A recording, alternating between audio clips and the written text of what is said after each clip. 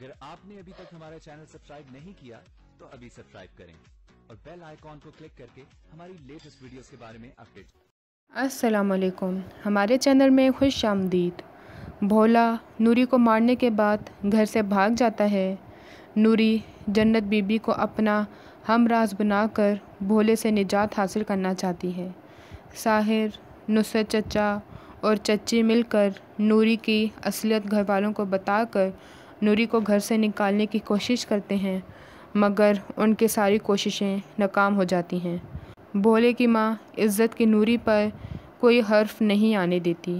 फहमीदा का दबा हुआ एतबार नूरी की काया पलट देता है।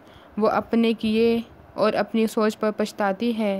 साहिर नूरी को मजबूर करता है, यहाँ से चली जाओ, मगर भोला नूरी का पाँव बांध देता है। फहमीदा के तो पाँव ज़मीन पर नहीं टिकते। साहिर को जब भोला तलाक देता नज़र नहीं आता तो नुसरत को कहता है भोले को जान से मार दो, और यूं नुसरत का कत्ल बनाकर रास्ते से हटाना चाहता है और साथ साथ नूरी को भी लालच देता है कि वो नूरी को बच्चे समेत अपना लेगा ताकि वो कोई फराहमत ना करे। क्या इतने ज़ालिमों को एक माँ की बदुआ बर्बाद नहीं करेगी? हमारी वीडियो को लाइक करें, शेयर करें और सब्सक्राइब भी।